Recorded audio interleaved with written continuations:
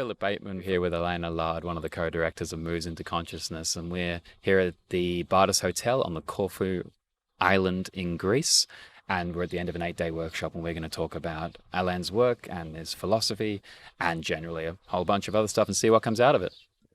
Your background includes being a woodworker, a shepherd, martial arts teacher, clinical therapist of 30 years, motorcyclist, 5 Rhythms, your own movement modality teacher. Had your first child at 23, computer programmer was in there, father of 5 as a family, music maestro. How does all that land for you, hearing it? What comes up for you? There are some people who have a clear idea of what they want to do in their life. And I have a really good friend who knew from very, very early on that he wanted to be a sculptor. And he was uncompromising in his refusal to be a carpenter. He had a family. He was uncompromising in his refusal to do anything but attend to what his art was. I know somebody else who was very, very clearly set on being a violin player from an early age. Up until recently, I would have said that my life was an absolute series of accidents, just a series of accidents. I think I've got more generosity towards that now, in the sense that I have had the good fortune to have the kind of childhood where it was very clear that what I was being told and what I was feeling, seeing, sensing didn't equate, and so I very much developed my own sense of checking things out if I believe them to be true or correct. And I saw that the so-called desirable things in life, which because of a certain propensity I had for being able to pass exams, adapt to situations, but again, because I had a difficult childhood, I found a way of being fast-tracked within a system that would have rewarded me by giving me a certain kind of status in the world and therefore a certain kind of salary. And it became very obvious to me quite quickly that this was nothing that interested me. I wasn't interested in buying and selling things for a living. I wasn't interested in the process of academia, which demanded that you had to kind of eat a load of rubbish before you could ask the real question. So I became, possibly because of fear, possibly because of mistrust, possibly because it was the divine will, I became very independent quite early on, and followed what fascinated me. And at the beginning I came from a family that didn't know anything about manual work, looked down on that manual work. I had a father who left when I was relatively young. I had a mother who really wanted me to pursue the possibility of academic success because I had, like I said, this propensity for passing exams. And I just dropped out of the whole thing pretty early. And one thing led to, I was just interested. I wanted to know how you made things. I wanted to know how things put together. I wanted to really feel like at the end of any given day, there was something tangible that I'd achieved. And most of the people that I really respected were people who, for want of a better way of explaining it, were very down to earth. And so what I was getting from them was something that equated with my idea of true or real or honest. So I got into that, and then traveling meant that I had to do certain jobs, and then by the time I was just 23, I had a baby. And the reason I did that is because up until then I'd been like, I'm never going to learn to drive. I'm never going to learn to, that was a car because I would have a motorbike thing, but I'm never going to learn to drive a car. I'm never going to own a house. I'm never going to get a mortgage. I'm never going to get married, and I'm never going to have any children. And by the time I was 23, I'd broken all of those rules. Accident, design, who knows? In your experience, how do people use trauma? how do they use How do they trauma? use trauma? I'm not exactly sure I understand the question. If I if we can take one step back in that, into what are the various ways in which people seem to create a relationship Yeah. with trauma, then I would say it can both be a place where it becomes a convenient reason for giving up, which sounds very harsh, but I don't mean it in a judgmental way. I mean it in a very practical sense, that there is every reason to give up in life, to go. And what I mean by giving up is kind of colluding with the whole notion that somehow life is this thing that one has to get through as much as possible, and so that spark of real connection with anything, it takes a certain kind of application to really stick with it, and a willingness to look at things that are uncomfortable. At the same time, this is not to undermine the fact that, as I understand trauma, that we get some real shocks in the system, and those shocks, in the same way that if you fall off a motorbike and you don't pay attention, as I never used to, you'll find that years in later life, actually there is an impact of something stored in the body, and there are things which get stored in the psyche because we never get damaged. Things get frozen. But what we have to train ourselves to do is to recognize that the beauty of having this third brain, this neocortexian way of approaching things, that we have the capacity to reevaluate, rework, reframe, shift perspective. And that's why, oddly enough, I believe that the therapeutic process works. And by therapeutic process, I mean finding somebody who is willing to accompany you on a journey of shifting perspective, of looking at this thing that you call trauma, which was a shock, a kind of a and saying, okay, let's breathe around this, let's look around this. What is the opportunity here to move into your life with greater consciousness? Something like that. I think you've just perfectly outlined what moves into consciousness is. Is that a reflection, a true reflection, you'd say, of what the work you do? The work I do is a sharing of my own practice. Again, the name Moves into Consciousness came to me by happy accident. It was just like, oh, that's when I there was this thing where you had to get websites, and it was like, okay, it's time that I get a website. And it was like, I had a client, as it happens, who was a computer person, and he said, oh, I can make your website easy, but you need to buy a domain name. And what's your work? And I go, well, it's something about moving into consciousness. And he goes, oh, right, I can get you a website called Moves into Consciousness. And that's how it began. And that's a reflection of what I've been trying to do probably since the age of 6 or 7, where it was really clear that, although I wouldn't have been able to articulate it like that, but where it was really clear that most of the people around me were moving around in a kind of stupor of unconsciousness. It's like almost like their life would begin at some point. Yeah.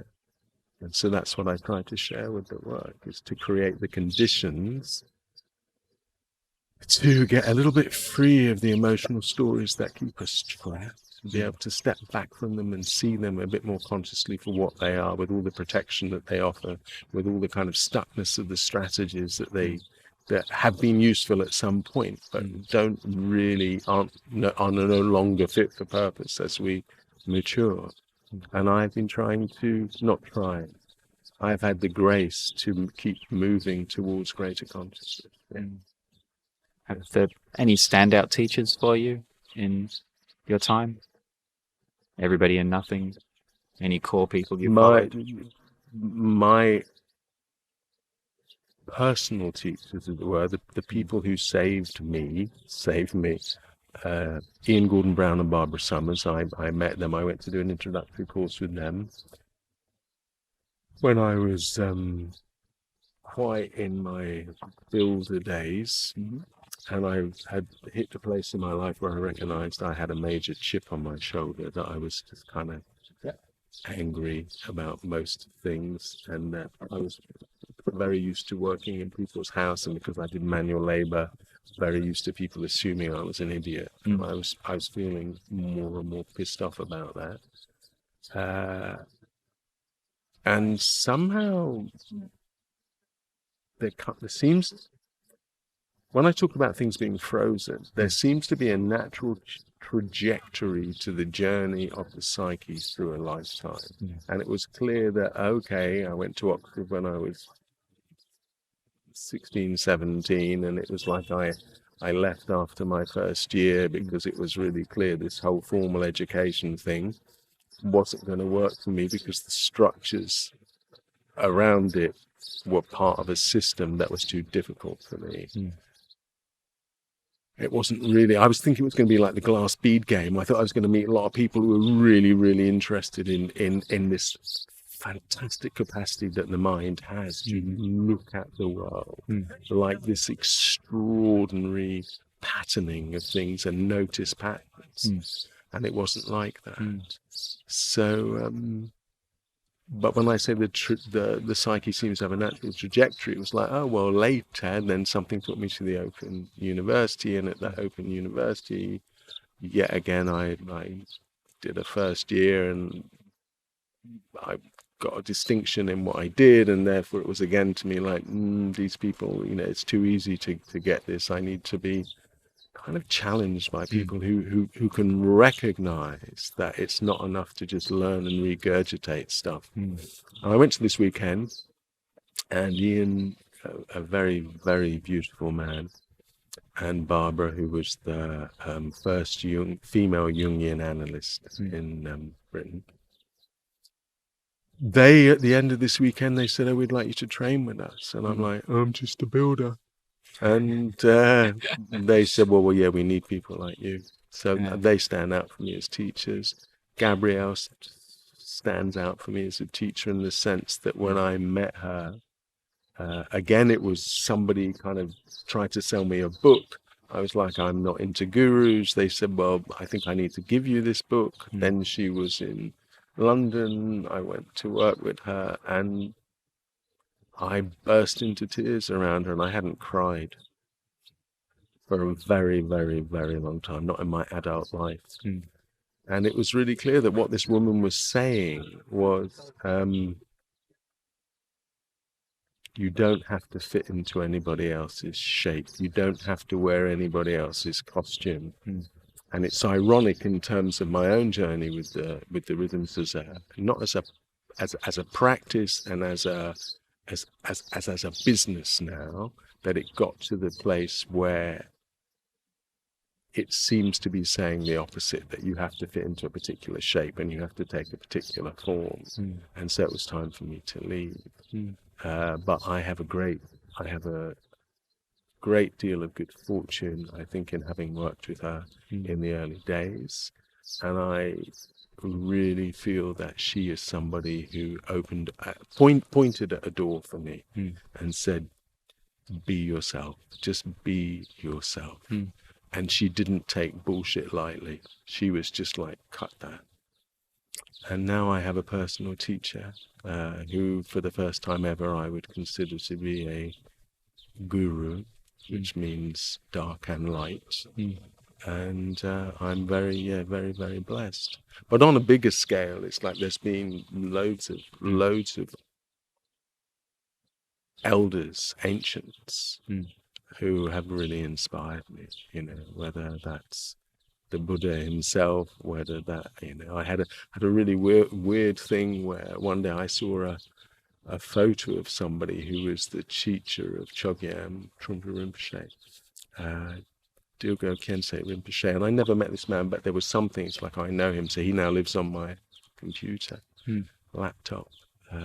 He's my screensaver. I don't know, there's funny stuff going on, I don't know. I really don't know. What do you see transform in the people who step on your floor or into your spaces, through to, say, those who maintain an investigation as an They ongoing open thing? to themselves. They open to themselves. They develop a willingness to see that what the obstacle in their path Yeah. is, as it were, their own relationship with themselves. And that somehow what my job is to create enough safety, trust, care, security, openness that they feel safe enough to keep looking, even though it scares the shit out of them. I have a huge respect for my students. I've been incredibly fortunate. Really, really fortunate. The path, the journey. Where are we all going? Where do we even begin? Joseph Campbell said something or wrote something years ago, which either was his or he took it from someone else. He didn't trademark or copyright his work or register it or do any of that, so I don't know, because there are these fundamental universal truths that we move across. But I know what he said or read that I heard, I think, by him, was that if you're in the forest and you see a path, it's not yours. And so the path is what you walk. The path is what you create. The path is where you meet the bush or you meet the difficulty and you cut and traverse your way through it. And in that, what it does is it encourages other people. So I'm coming back to Gabrielle in the sense that not that is how she expressed it, but in the sense that you have to find your own dance and you create your own path. But it's not enough to create it and then put concrete over it and say, this is it, which is what I meant earlier when I alluded to the kind of enlightenment industry and the difficulty of trying to make a living, a career opportunity from the thing that is your path. Because unless you keep walking it, if you look in nature, if you look at trails, it's only the ones that are kept walking, that the sheep or the goats or the animals go, that stay there. Otherwise, the grass just covers it over. And if you cover it with concrete, it becomes dead and stale. But you have to keep going. You have to keep going. So, you create your path by finding it, following it. And you inspire others by following your own path. Music is your tool, your trade. Yeah. Could you talk to how you see it as a resource and how you use it to move individuals and yourselves along the path? I'm a herbalist. It's completely accidental in having stumbled across it. But I think I picked up a hitchhiker years ago, and he said he was inorganic chemist. And I was like, what is that? What is an inorganic chemist? What do you do in it? I still don't remember, but it was really fascinating because I was crap at chemistry and all of that science stuff at school. And he said to me, what do you do? And I didn't go, oh, I teach through it. And I was kind of sat there for a moment as I was driving, and I was like, I'm a philosopher. And that how philosophy, which is the love of wisdom, that's what it means. Yeah. And what wisdom, it's non-tangible, it's not solid, it's all patterns and shapes and clouds and things that keep changing. And I have the good fortune that I accidentally found the tool that really works for me. And so I use music, I think, in the way that a herbalist uses herbs or a homeopath uses their tinctures or whatever they're called, their potencies, is that somewhere in the space it becomes clear a kind of frequency of energy or something that is needed. Yet even now what I've said is kind of mistaken, because I said I use music in that way, and it's not correct. It's more like the music or the energy that is needed makes itself known to me. I remember in an ongoing group in Norway years and years and years and years ago, I was trying to understand the process of what was going on, and I really got it. And it was like, okay, there is this circle that is happening, which goes something like, I hold the space holds the dancers or the students or the dancers hold me, and I hold the space. Now where that begins, and then the space holds them, and then they hold me, where that begins, I don't know. I don't think it has a beginning or an end, but it's something. And that when that channel is open, it's much more like the Greeks used to talk about, like the muses. And when I used to teach emotion a lot, I used to talk about the gods of emotion, because it's a far better way of describing it than it's I feel this and it's my anger. It's not like that. It's we get visited by these forces, and music is part of a certain type of energetic, and the whole world is conspiring for us to open. It's really, really clear to me. I did 7 or 8 weeks on a motorbike with a couple of friends in the Himalayas some years ago, and it wasn't an organized tour, and it wasn't a thing with a load of people, but it was mostly we were just kind of exploring. And 2 or 3 times really kind of hairy stuff happened. And in that kind of hairy stuff, being the kind of guys they were there, it always seemed to happen to my bike, which I got a bike and the number plate on it was 666. And it was a devil bike. It was a devil bike. It just kept going wrong at the most awkward places. And so a couple of times these guys said to me, look, it's too dangerous here. What we'll do is we'll leave you here and we'll come back tomorrow morning. We'll do this. And I'm kind of in the middle, and I think I'm going to get raped. I'm going to get murdered. I'm going to get this. I could see all of that. And then it was kind of like, well, these are just stories you're creating. Just be with what's happening now.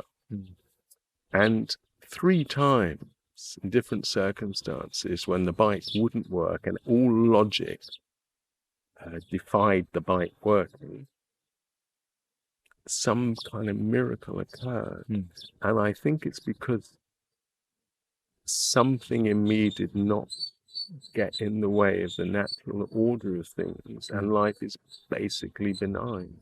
Life is basically benign. Look at it, you drop seeds in the ground, they just grow. You put a load of stuff in the ground, it's like if the wisdom of this planet is beyond our culturally conceived intelligence to understand. And again, my current teacher, my guru at the moment, she talks about inner standing, and that when you stand inside the knowledge that is innately in your DNA, cells, makeup, you get this inner standing. And it's like the more you can get out of the way, as with the music, as with your own career, as with these really difficult circumstances, miracles happen. And if the ego lays claim to that and go, all right, I'm a miracle worker, I'm a shaman, I'm at this, I'm at that, there may be a paradigm of people's lives where that works for, but that isn't my paradigm. And it's really, really clear to me the older I get that. But yes, there is a personality. Yes, there is a me, and that person has got an amazing propensity not to avoid the truth of things and to work hard and to look at them. But in a way, that part is irrelevant, because all of that is like, there's a really beautiful Rumi poem where it's about like tanning leather, that you have to keep kind of rubbing it and beating it or whatever.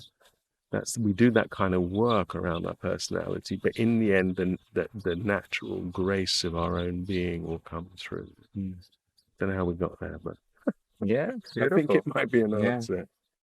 To silence, the last 8 days we've been here on retreat, and we began each day with an hour of sitting practice. Yeah. Why do you bring that structure to the group? I could answer that question with a question, Mm-hmm. which is, why on earth are we so afraid, or do we make it such a big deal to sit quietly with ourselves? And it's like what it brings up is like Kierkegaard or Heidegger's idea of dread, Yeah. that there is a basic fear that we have to confront, which seems to be part of the journey of being, and we project that fear outside onto others and circumstances and political regimes and onto food and onto telegraph poles and onto all kinds of shit. But actually, we have a basic fear of sitting in our own stillness and silence and meeting the enormity of what we are. If you go back to the Bible, and there's this, to the Old Testament and this stuff where it's like, people kind of freezing in the presence of God. And it's that kind of a thing. I think we meet ourselves and we completely freak out. And this ego mind, this ally that's turned into a bit. Did you ever see those Peter Sellers film, Inspector Clouseau? And it's kind of like he's got this Japanese guy who jumps out from a cupboard at any moment, and he's like overprotective. It's kind of our egos do that. But, might be dangerous. No. And it's kind of like, no, you're just sitting in silence. And I think there's a basic necessity of being willing to meet ourselves. That silent sitting gives us. Yeah, I've written here that I skipped over that Kierkegaard as a quote. The goal is to arrive at immediacy after reflection. And what did you have to say to that? And you just had what you had to say about that, so that's good. You spoke about discipline, and you shared the etymology of it simply meaning to go towards. And I clicked in my brain. I was like, being a disciple, discipline. What is there to know about discipline that enriches a life? Okay. I come from a generation where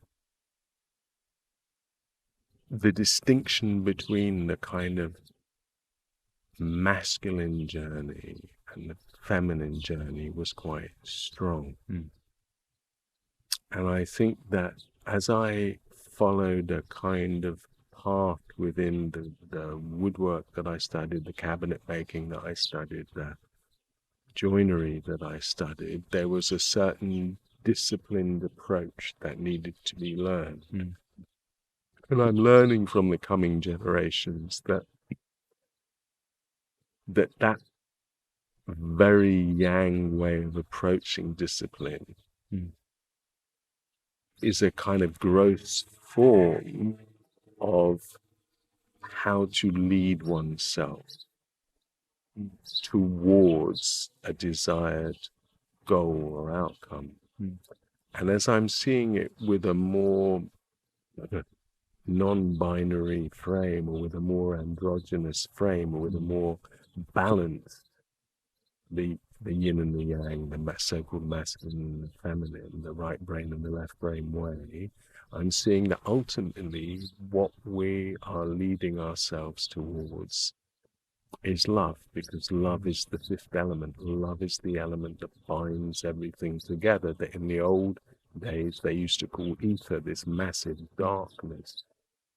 And in a way, love is invisible, but it can be felt. And so now how I reframe the whole idea of discipline is that you lead yourself towards what you love. But we have a very mistaken notion of love based on Hallmark cards and all kind of sentimental tosh. Whereas love is really presence, is really to be meeting the moment without judgment and with an open heart. Yeah. I want to be very careful of your time. Could I take 5 more minutes of your time? Absolutely. You co-facilitate with your wife, Sarah. What does she represent to you? the divine feminine, right? Without any question, a certain quality of, the goddess, a certain quality of what is meant by Lakshmi, Saraswati,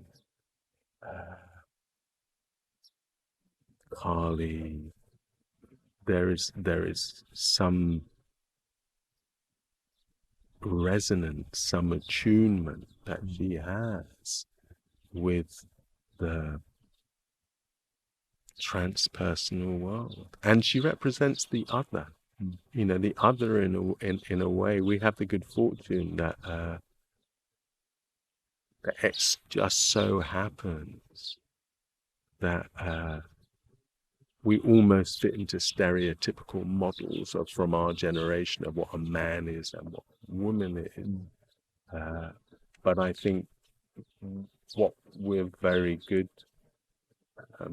reflections for each other is of our own contrasexuality. And I feel like the deep groundedness that I have is something that she has seen of herself reflected in me, and I think this deep, vast trust of the invisible world, which I've always known about, but I've judged in myself as being kind of airy fairy, not for a real man who's gonna be.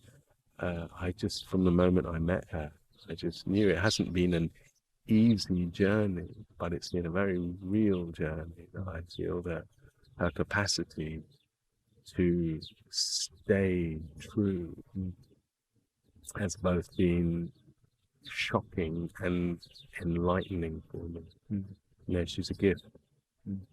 Any tips on how to make a relationship last?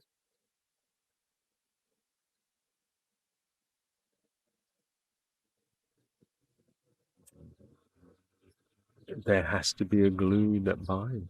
There has to be a glue that binds, and we've been through all kinds of stuff. But it's kind of sit in meditation, meet yourself. I think it was Gandhi who said, if you can't love the person you're with, you can't love anybody. And my grandparents were very happily married. They were married, I think, for 60 years. They were an arranged marriage. So in a sense, it's like, make that. Sarah and I, in the first 7 years of our relationship, we were just two opposite. We are opposites astrologically. We're opposites to the degree.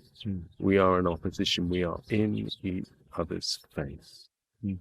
And at the same time, any opposition means that you're on the same pole. You're just different ends of it, which means there's a very, very, very deep understanding of a world view or of a universal view, or there's a deep, deep knowing that we both share. But we came at it from opposite edges, and it was just like seeing the complete opposite reflected at you.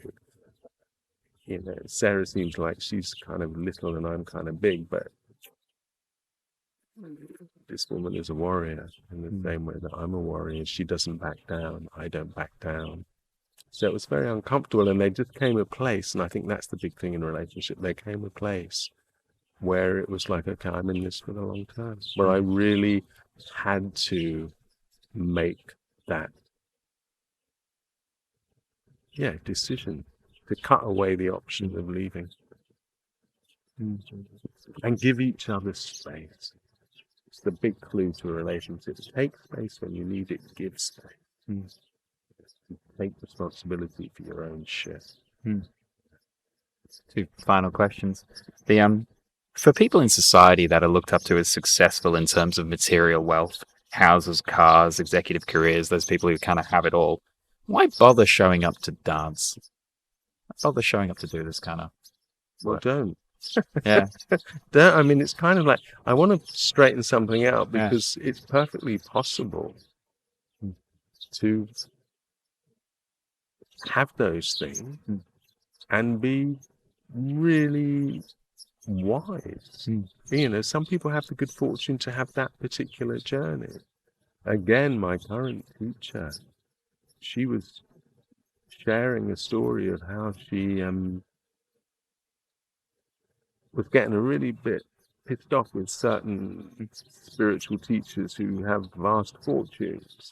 And in the end, she decided to confront that in herself. So she asked God, why do these people, why have I got nothing and these people have got all that? And he said, or she said, I don't know, not genderize it, oh, God gives people exactly what they need.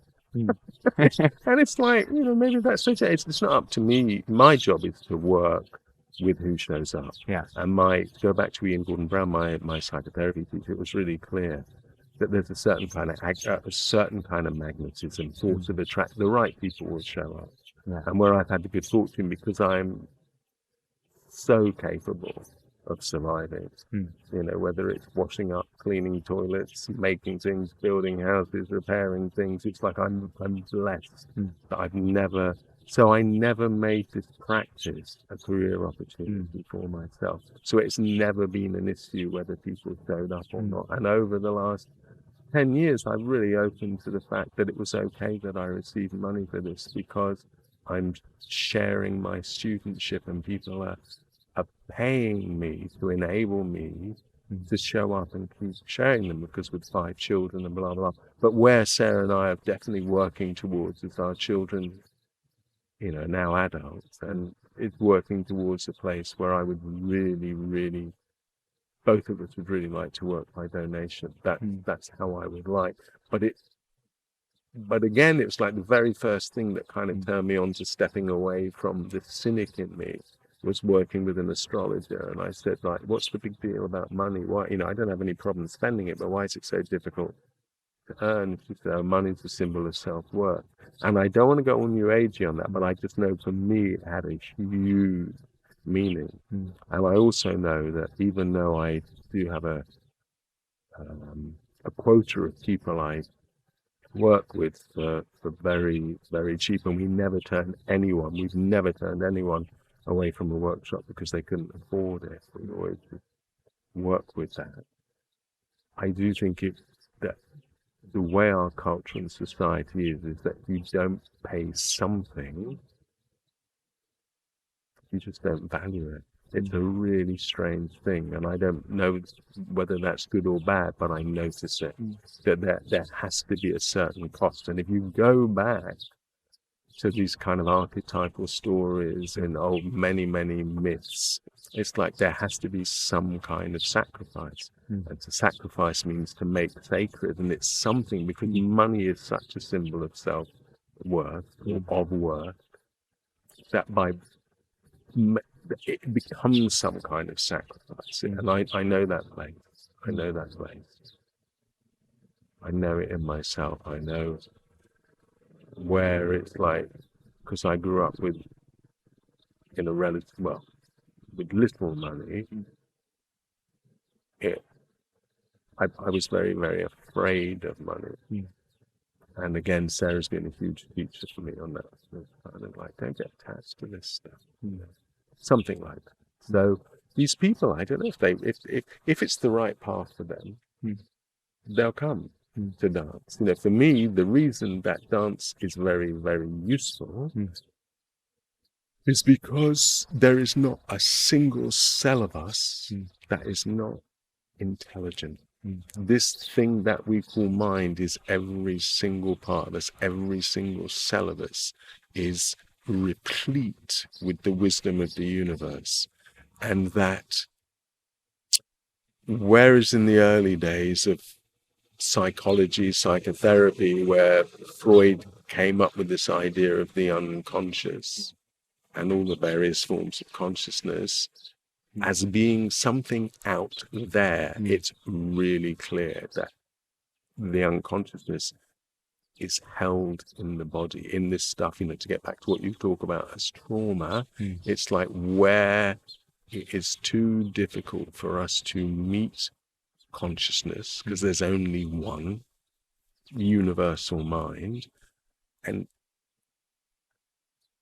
how we are in terms of what we call our own mind is really our own relationship to that universal consciousness. And there are many ways to meet that, and mine is like, you have to get into the physical body, but we don't know anyone else's journey. We don't know. I'm really open to this idea of reincarnation. I simply have no idea.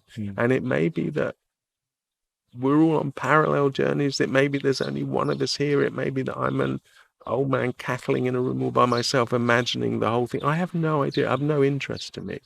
But I know that in the same way that when my motorbike broke down and I didn't approach it with fear and something happened, so too that if we open to life, we will find the teachings that will take us the next step.